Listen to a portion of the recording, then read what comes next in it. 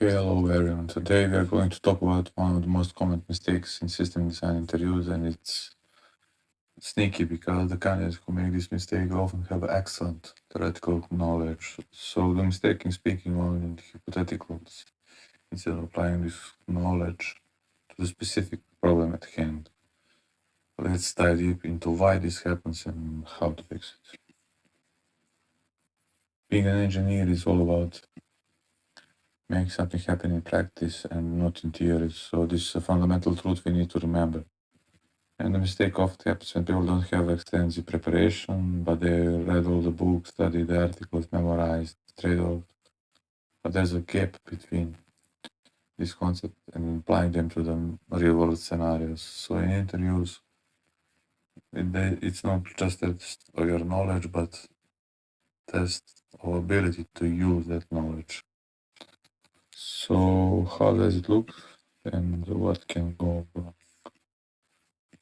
So candidates often sound like they're reading from a textbook. It's common trap that candidates go into, and you can hear these patterns like listing pros and cons without context, giving a depends answer, but it's not specific, not applying constraints, like ignoring unique aspects of the current problem, and using textbook language instead of practical reasoning, so speaking in generalities. So if we go to the real world bad example, so let's say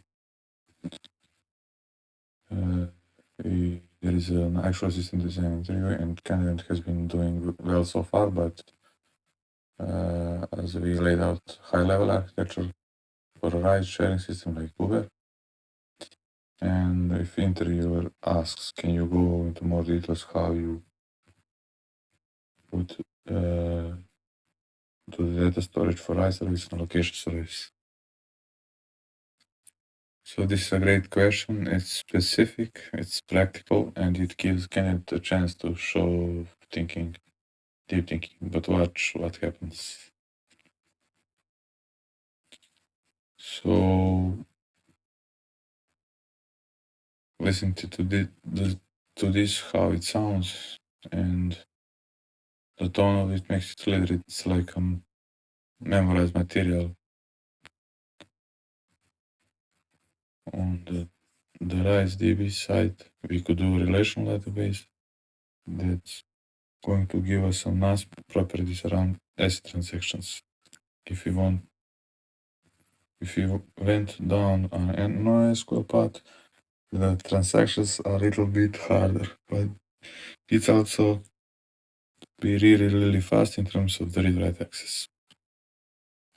So it's not applying to a specific problem, and everything is correct, but or accurate, but it doesn't help anyone to make any decisions. So the end with this essentially depends, which doesn't help. They didn't connect this problem to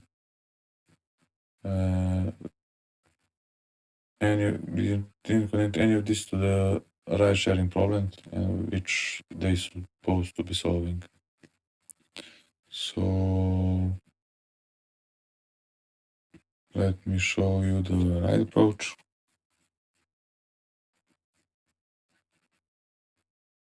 So why this approach fails? It's like memorized trade-offs, not apply the current problem, and sounds like reciting.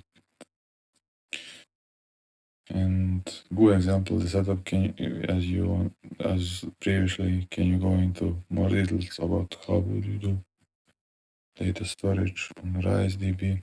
Let's see, the right approach is analysis. So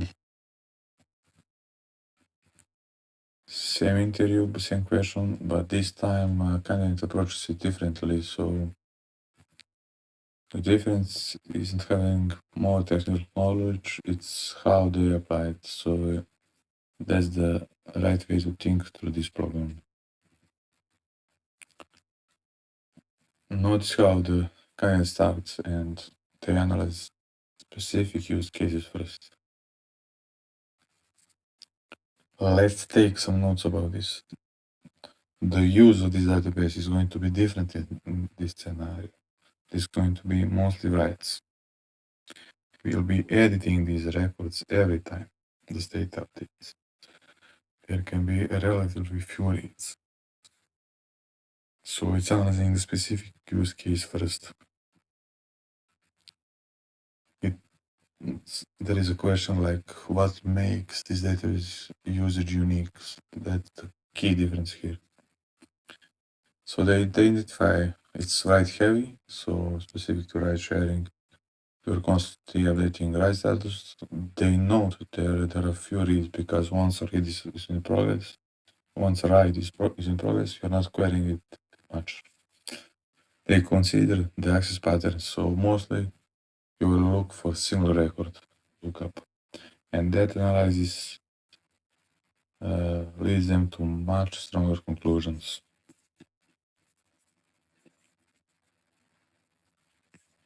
The decision. So you can listen here how the system they make their own choices, and more importantly, how they justify it. So this is leading me down to path where I think we may want to go with MySQL because we are only accessing one record at a time. I really like the simplicity of MySQL and it supports this write-heavy single record model really well. So it's a justified decision based on a specific constraint. It's applied knowledge and it's not like a recycling textbook trade-off. And they are using these trade-offs to make specific decisions for specific problem.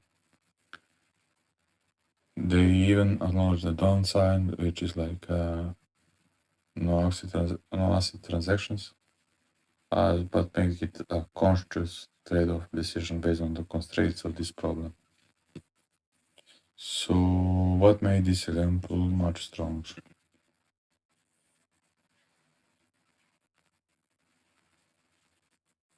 So he applied the constraints of the current problem, made a judgment call, used architecture design earlier, and demonstrated practicality, not just theory. Why we avoid making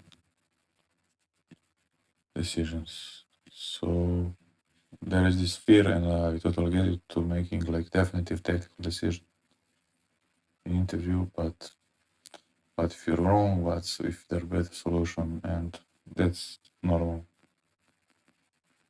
It's natural to want to be like hedge with your bet or keep all your options open, but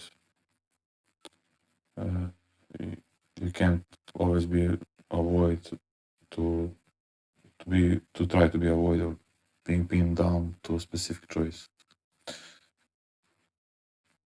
There is this reality check, and you don't have the luxury of keeping everything theoretical, so you need to make the call.